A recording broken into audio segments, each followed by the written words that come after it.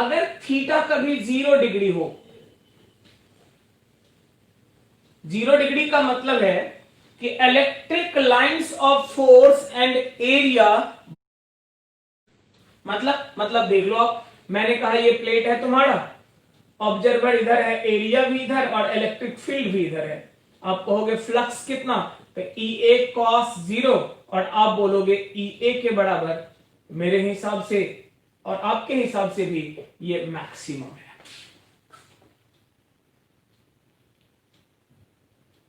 अगर आप कहते हो कि थीटा इक्वल्स 90 डिग्री हो जाए, 90 मतलब सरफेस ये है, एरिया स्वाभाविक है परपेंडिकुलर, और इलेक्ट्रिक फील्ड इधर ही है, आप कहोगे फ्लक्स।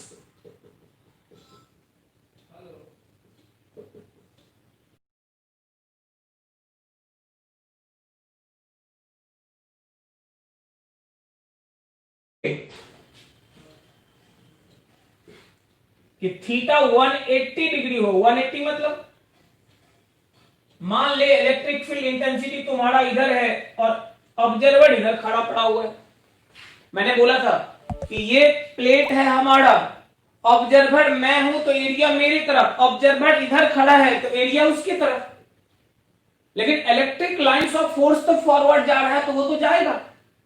इसका मतलब दोनों के बीच 180, फ्लक्स जो बोलोगे ई ए कॉस 180, आप कह सकते हो माइनस।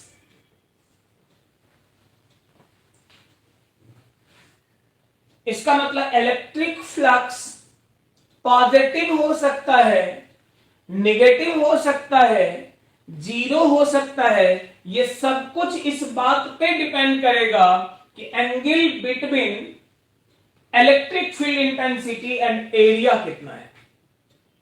पॉजिटिव भी हो सकता है, नेगेटिव भी हो सकता है और जीरो भी हो सकता है। जीरो कब होगा, तो जब इलेक्ट्रिक फील्ड और एरिया म्यूचुअली परपेंडिकुलर हो। नेगेटिव कब होगा, जब एंगल 90 डिग्री से बढ़ा, क्योंकि कॉस थीटा है, सेकंड क्वाड्रेंट में जाएगा, नेगेटिव भाग जाएगा वो। कोई कंफ्यूजन का बात है तो बोल, फटाफट छाप ले जल्दी।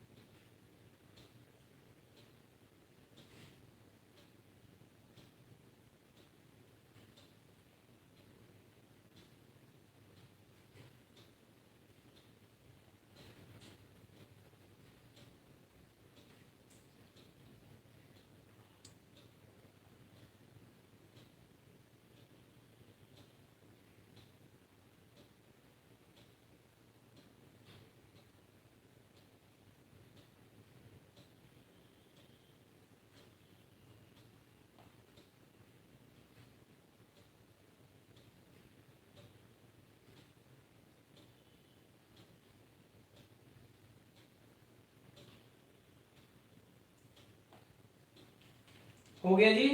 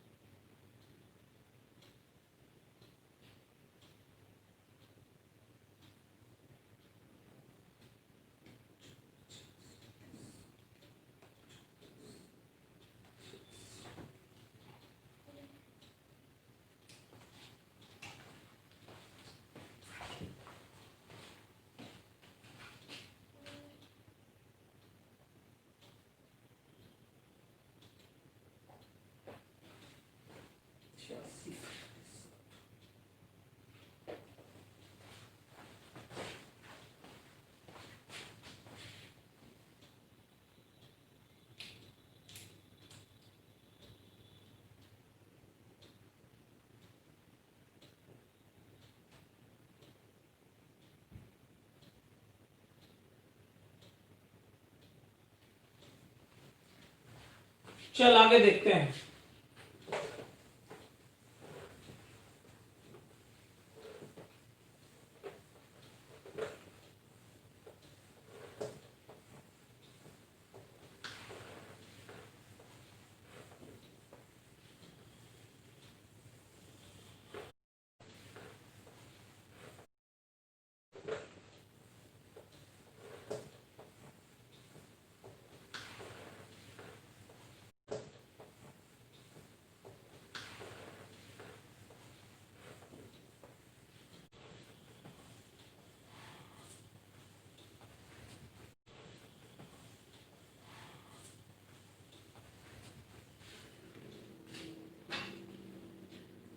तो पॉजिटिव होगा, निगेटिव होगा, जीरो होगा, ये सब कुछ किस बात पे डिपेंड करेगा? तो ये सब कुछ इस बात पे डिपेंड करेगा कि एंगल का value electric field intensity and area के बीच में क्या है। देख लो, हम लोग बात करते हैं आगे कैलकुलेशन ऑफ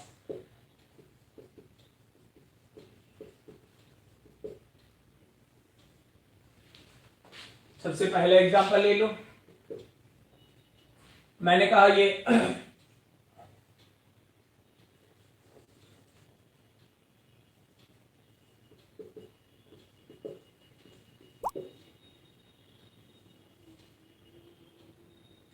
दिया हुआ है तुम्हारा 5 मीटर, ये दिया हुआ है 6 मीटर, और ये electric field intensity x axis में 20 न्यूटन पर कूलम्ब का है। कह रहा है कि फ्लक्स कितना होगा, कैलकुलेट करके बता। ध्यान देकर देखो, ये जो रेक्टेंगुलर बोर्ड यहां लगा हुआ है A B C and D, ये किस प्लेन में है? तो ये एक्स और वाई से बॉन्डेड एक्स वाई प्लेन में है। अगर एक्स वाई प्लेन में है तो आप बोलोगे इसका एरिया, एरिया क्या होगा? तो आप बोलोगे 6 इंटू 5 30 मीटर स्क्वायर। किधर? जेड एक्सिस के अलावा। तो एरिया तुम्हारा है जेड में, क्योंकि perpendicular upon this. Electric field है किसमें? तो एक्स एक्सिस में। अगर ऐसा है तो फ्लक्स कहोगे कितना होगा? तो ई डॉट ए आप सीधे सीधे बोलोगे 30 इंटू 20 के डॉट आई। कहना कहां है?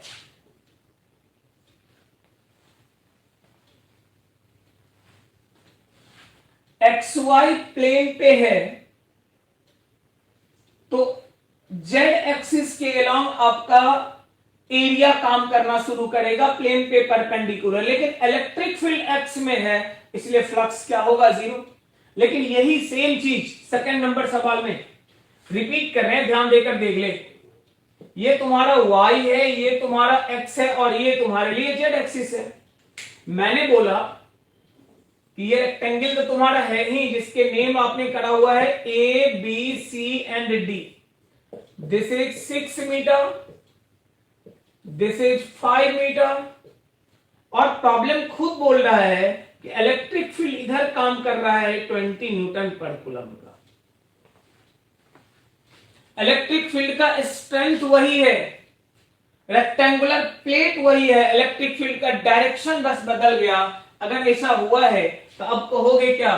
तो इसके लिए जरा सोच, एरिया कितना बोलेगा? तो एरिया होगा कितना? 30। किधर? तो के में।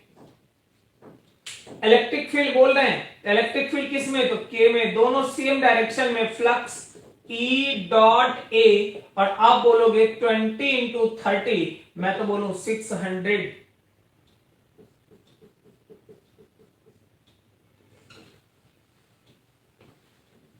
कोई दिक्कत वाली बात है तो बोलो। अरे सही है, चल अगला देखते हैं। पहले छाप लो, फटाफट छाप। छापने का टाइम का तुम लोगों का था, छापने का टाइम पूरा दे रहे हैं, छापने का दिक्कत नहीं है टाइम।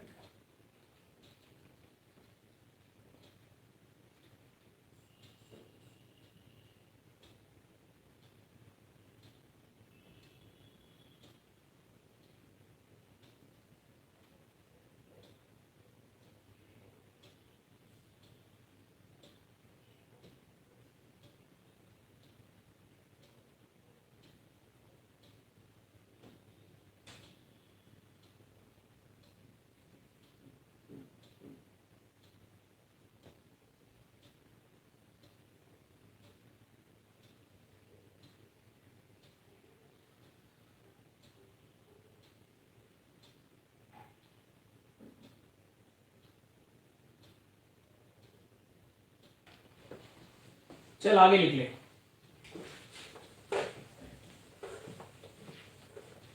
एक दो दिन तक रहेगा, थोड़ा वो लिखने का टाइम कम ज्यादा वाला चक्कर एक दो दिन तक रहेगा, एक दो लेक्चर, क्योंकि लाइव लेक्चर अगर है तो एक दो लेक्चर लगेगा, एक दो लेक्चर में स्मूथ गोइंग ऑन, सब चीज एकदम नॉर्मल हो जाएगा, तो परेशान नहीं रहना, एकदम आराम से चलेगा। एक दो लेक्चर में, एक दो दिन तक तो थोड़ा थोड़ा एडजस्टमेंट में प्रॉब्लम रहेगा, तो परेशान बिल्कुल नहीं होना है। अगला एग्जाम्पल देख लो।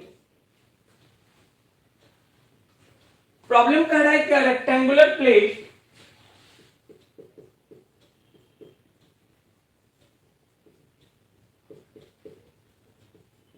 of area 20 centimeter square placed in three-dimensional 3D in such a way that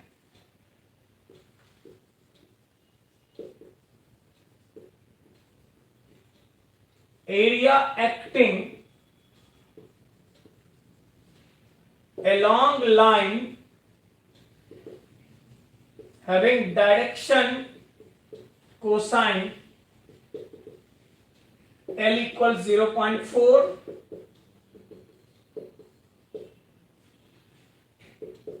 if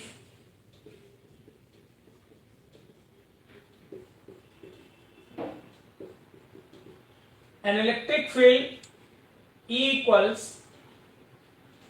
4I plus 6J plus 8K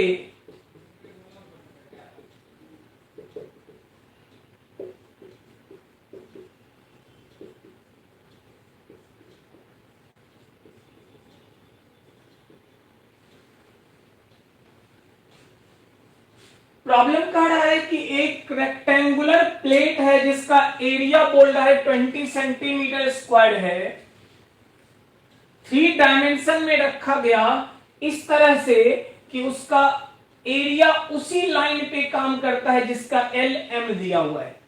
vector याद करो, एल एम के बारे में, एल एम और एम तीन टर्म था, हमने बात करा था। तो मैं बोलूं L पता है, M पता है, अगर N पता चल जाए तो आई थिंक प्रॉब्लम सॉल्व हो जाएगा।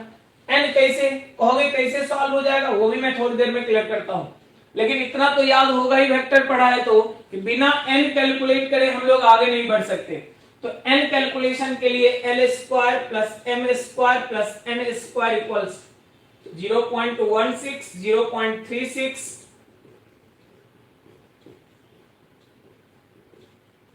और n का वैल्यू कहोगे 0.7 के। अब प्रॉब्लम का कहना है कि एरिया उसी लाइन पे है जिसका डायरेक्शन कोसाइन ये है।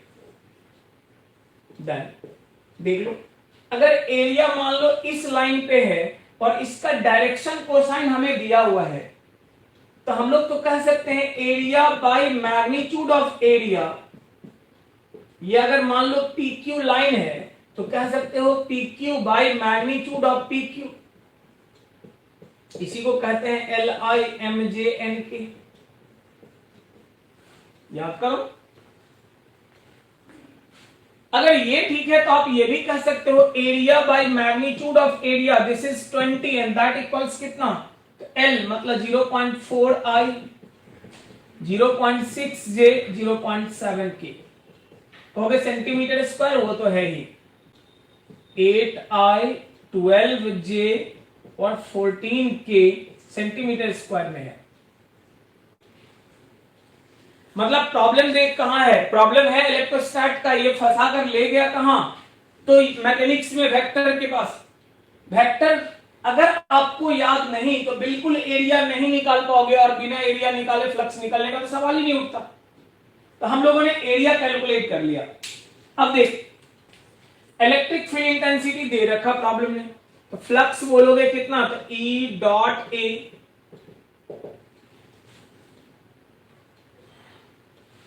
E 4I 6J 8K। अगर SI में लिख रहे हो SI में लिख दो, dotted with area 8I 12J 14K centimetre square है, 10 टू द पावर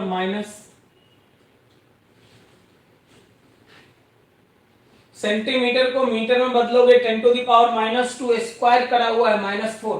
अब आई वाले का आई से, जे का जे से, के का के से क्या होगा रिजल्ट? कहोगे 4 × 8, 6 × 12, 8 × 14 × 10⁻⁻4।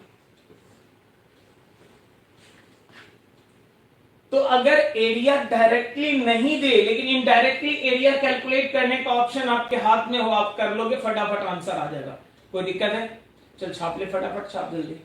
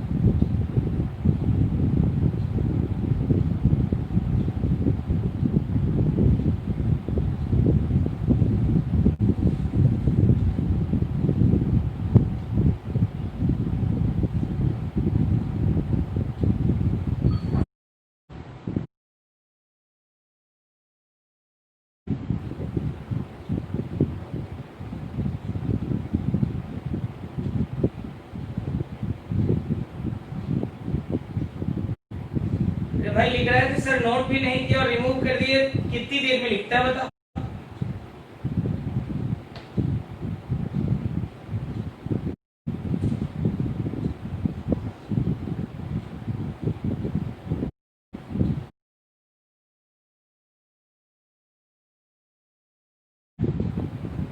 फर्स्ट एग्जांपल समझ नहीं आया?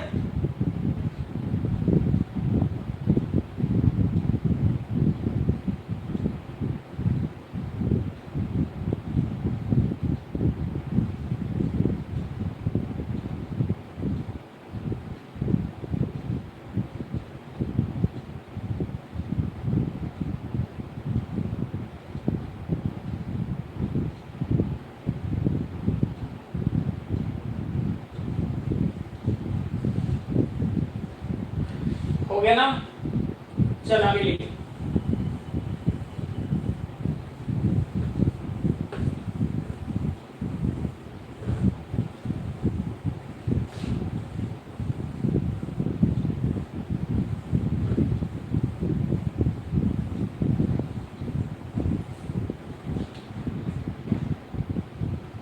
कह रहा है क्या कि rectangular plate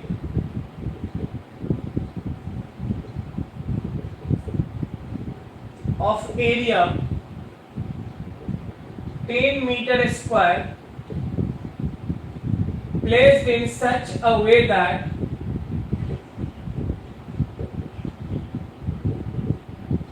its plane inclined at an angle 30 degree with x-axis. If an electric field of intensity E equals 20 Newton per coulomb acting along x-axis, then find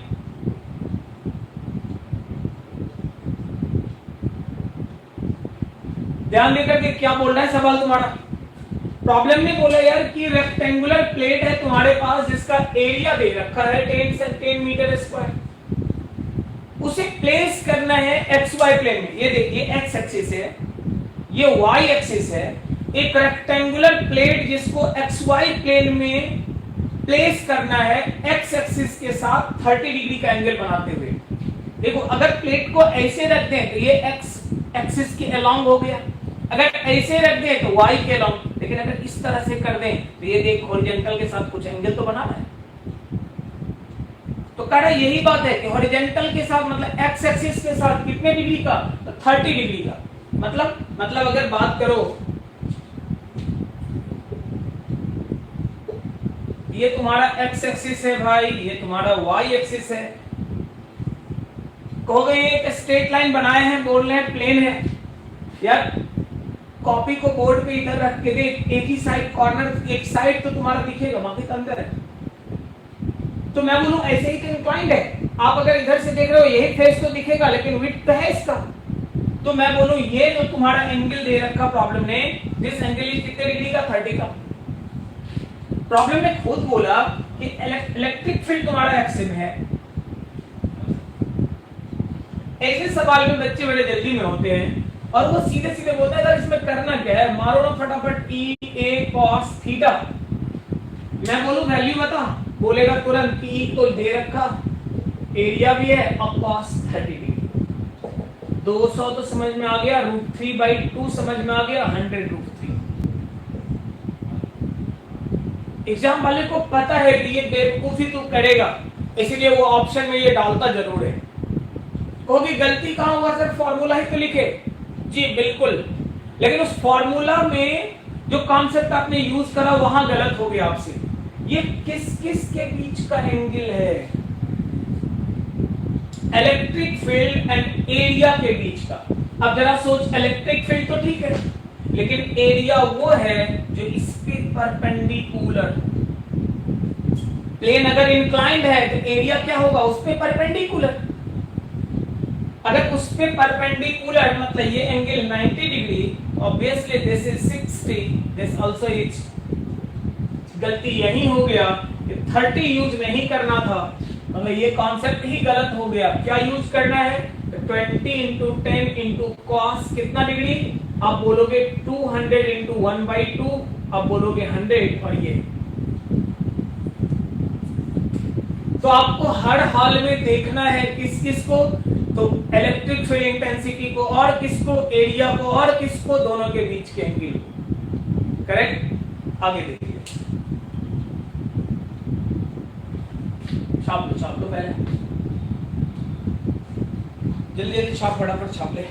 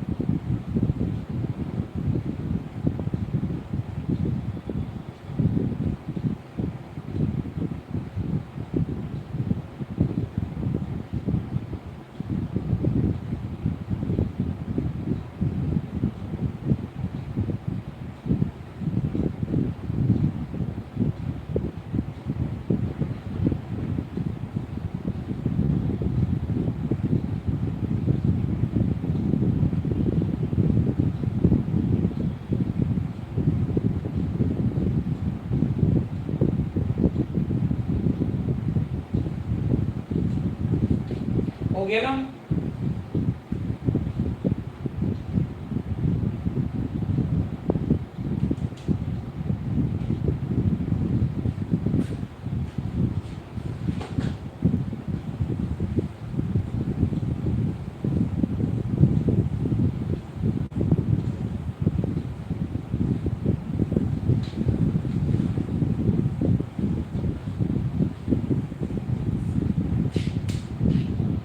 आगे देख लो।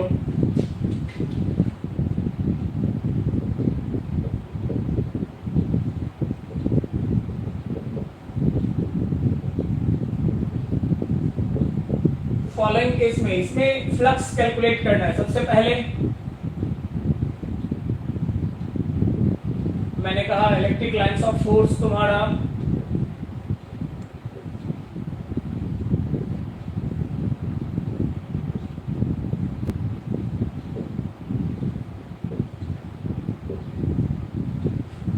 हेमिस्फीयर है, ये हेमिस्फीयर को पेनेट्रेट करता हुआ। हेमिस्फीयर मतलब तरबूजा तो देखा है, बीच से कट कर ले तो ये इसी तरह का तो दिखेगा।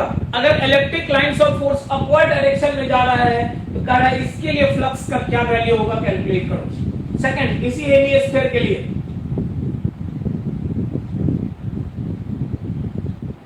आपको कह रहा है कि इलेक्ट्रिक लाइंस ऑफ फोर्स अगर इधर जा रहा है तो इसके लिए बता। और तीसरे नंबर पे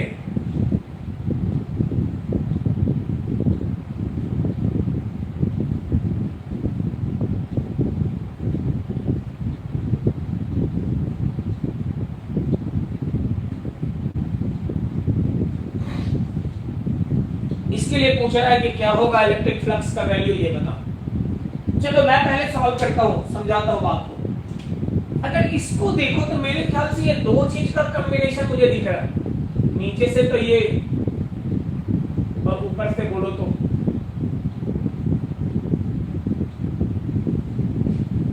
कट कर दिए पोर्शन। मतलब आप अगर कहना चाहते हो तो मैं ऐसे बोलूं कि ये सॉलिड पोर्शन है, ये भी तुम्हारा, तुम लोगों को देखना भी चाहिए यार।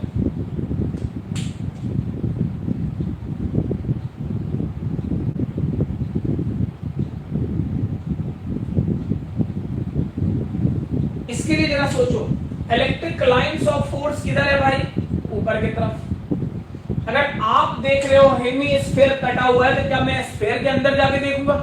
नहीं ना। हम लोग कहां से देखते हैं? बाहर से। बाहर से मतलब ये कि एरिया जो इसका है वो, इसके लिए बोलोगे तो बिल्कुल इलेक्ट्रिक लाइंस ऑफ फोर्स तो है ही, और इसका एरिया भी परपेंडिकुलर। कितना एरिया? इसके लिए कहोगे तो, और इसके लिए कहोगे तो 2 पाई।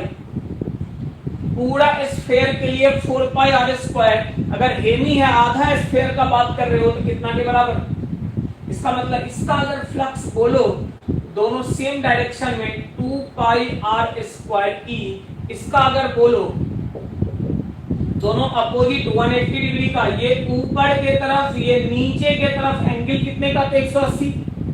अगर एंगल 180 है तो थोड़ी देर पहले ही मैंने बताया था कि ई ए कॉस 180 माइनस ई ए, इसका मतलब minus pi E r square के बराबर। ये भी इसी हेमिस्फीयर का है, ये भी इसी का है। इसका मतलब फाई नेट अगर बोलोगे तो आप बोल सकते हो 2 pi r square E minus pi r square E. आप कह सकते हो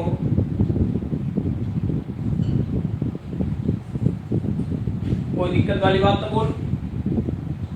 अगर इसके लिए सोचेगा तो इसके लिए क्या कहोगे?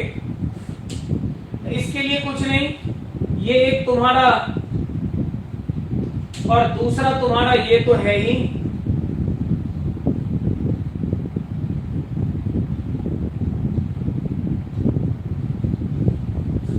आप देख लो, इसका एरिया बोलोगे,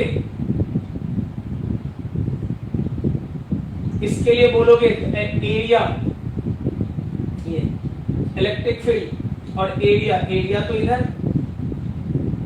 इसका फाई 1 भी 0, फाई 2 भी 0। इसका मतलब कहोगे कैसे? इलेक्ट्रिक लाइंस ऑफ फोर्स तो हॉरिजॉन्टल है। अगर सरफेस ये स्फीयर है तो स्फीयर पे परपेंडिकुलर अपवर्ड डायरेक्शन में एंगल कितना? अगर ये नीचे वाला सरफेस डिस्क है तो डिस्क पे परपेंडिकुलर डाउनवर्ड डायरेक्शन में एरिया, इलेक्ट्रिक फील्ड इधर, एंगल कितना डिग्री का? तो 90, फ्लक्स कितना? तो 0 के बराबर। इसके लिए अगर बोलोगे तो यहां ध्यान देकर देख लो, यहां तो यार हर एक एलिमेंट के लिए सोच ले। इस एलिमेंट का एरिया इधर, इस एलिमेंट का इलेक्ट्रिक फील्ड इधर। इस एलिमेंट के लिए सोच रहे हैं एरिया इधर, इलेक्ट्रिक फील्ड इधर। हर एक एलिमेंट का इलेक्ट्रिक फील्ड एंड एरिया एक ही डायरेक्शन में है। मतलब इसके लिए अगर फ्लक्स बोला जाए तो आप कह सकते हैं कि ए cos 0 डिग्री, ई का मतलब तो समझ में आ गया, 2 pi r square, 2 pi E r square, this is flux. अगर किसी स्फीयर को आप प्लेस करोगे तो फ्लक्स का कितना वैल्यू होगा? क्लियर है? फटाफट छाप ले जल्दी।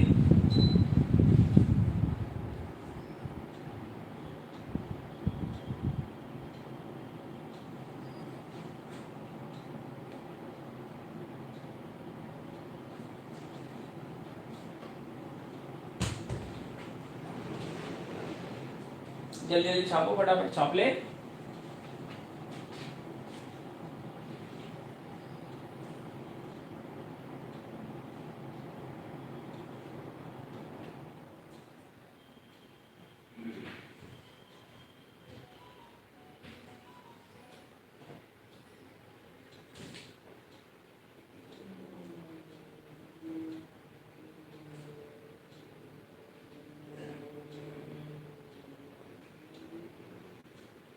अच्छा, एरिया का डायरेक्शन समझ नहीं आ रहा है?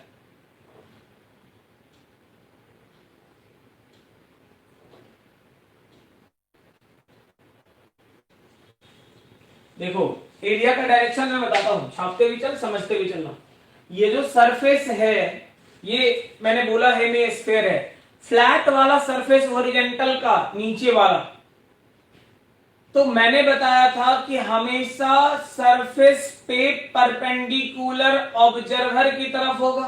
अगर तरबूजे का पार्ट भाई कट कर लिया तो नीचे वाले को देखने के लिए और क्या, हेड को,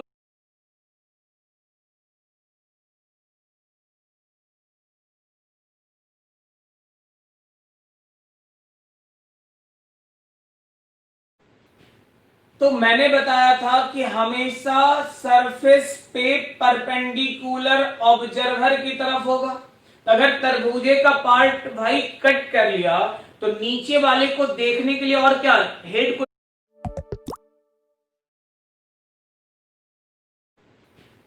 तो मैंने बताया था कि हमेशा सरफेस पे परपेंडिकुलर ऑब्जर्वर की तरफ होगा।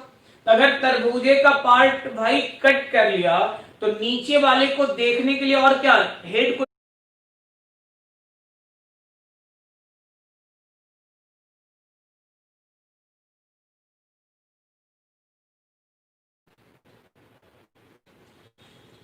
देखो एरिया का डायरेक्शन मैं बताता हूं, छापते भी चल, समझते भी चलना। ये जो सरफेस है, ये मैंने बोला हेमिस्फीयर है।